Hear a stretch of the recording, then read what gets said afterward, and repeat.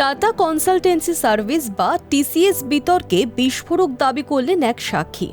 জানালেন, সংস্থার নাসিক অফিসে তাদের নাকি বলা হতো হিন্দু মেয়েদের সঙ্গে বন্ধুত্ব করে তারপর তাদের বিয়ে করে নিতে এবং অবশ্যই ধর্মান্তরণ করানো হতো বলেও দাবি তার। পুলিশ এই মুহূর্তে জমা পড়া 9টি অভিযোগ খতিয়ে দেখছে। ইতিমধ্যেই সংস্থার 7 কর্মীকে গ্রেফতার করা হয়েছে। তাদের মধ্যে 6 জন পুরুষ এবং 1 জন মহিলা। এদিকে আরেক মহিলা কর্মী এখনও পলাতক। পুলিশ তার সন্ধানে তল্লাশি চালাচ্ছে। এক সর্বভারতীয় সংবাদ মাধ্যমকে সংস্থারই এক চুক্তিভিত্তিক কর্মী বলেছেন, 2021 সাল থেকে এই সমস্ত চলছে। ওরা বলতো, যাও হিন্দু মেয়েদের সঙ্গে বন্ধুত্ব করে নাও, তারপর বিয়ে করে ফেলো। বলতো ওদের ধর্মান্তরণ ঘটাও, এমনকি এই জন্য টাকাও অফার করত। এদিকে ইতিমধ্যেই পুলিশ একটি সিট গঠন করে তদন্ত শুরু করেছে। 8 জন মহিলা কর্মীর অভিযোগ, সিনিয়র কর্মীরা তাদের যৌন ও মানসিক হেনস্থা করতেন, অথচ মানব সম্পদ বিভাগের কাছে অভিযোগ জানিয়েও লাভ হতো না। 2022 সালের ফেব্রুয়ারি থেকে এবছরের মার্চ পর্যন্ত এমন ঘটনা ঘটেই চলেছে বলে অভিযোগ। প্রসঙ্গত, মহারাষ্ট্রের মন্ত্রী ও বিজেপি নেতা গিরিশ মহাজনের দাবি, কোম্পানির 4-5 জন মুসলিম কর্মী এবং কিছু কর্মকর্তা চাকরি, ভালো বেতনের প্রতিশ্রুতি দিয়ে মেয়েদের প্রলুব্ধ করেছিল। তিনি আরও দাবি করেছেন, মহিলাদের নামাজ পড়তে ও রোজা রাখতে বাধ্য করা হয়েছিল।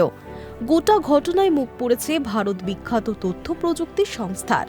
এক বিবৃতিতে তারা জানিয়েছে, জিরো টলারেন্স নীতি মেনে চলে সংস্থাটি। অভিযুক্ত কর্মীদের সাময়িকভাবে বরখাস্ত করা হয়েছে। যদিও প্রশ্ন উঠছে, নির্যাতিতারা অভিযোগ জানালেও কেন মানব সম্পদ বিভাগ তা উপেক্ষা করেছিল। টিসিএস নিয়ে কর্পোরেট জেহাদ কাণ্ডে তোলপাড় মহারাষ্ট্রের নাসিক।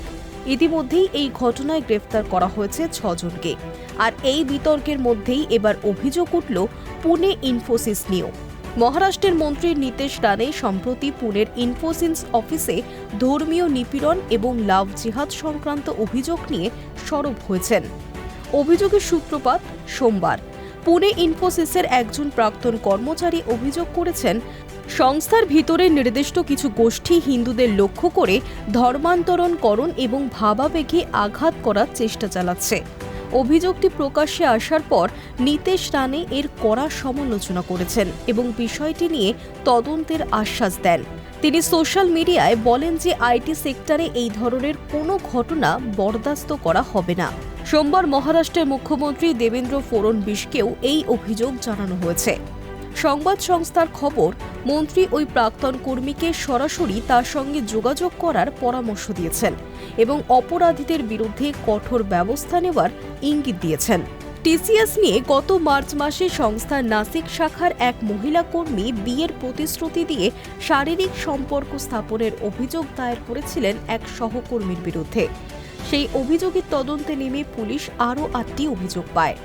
সেখানে আরও বিস্ফোরক অভিযোগ সামনে আসে। বলা হয়, সহকর্মীদের গোমাংস খেতে বাধ্য করা হতো।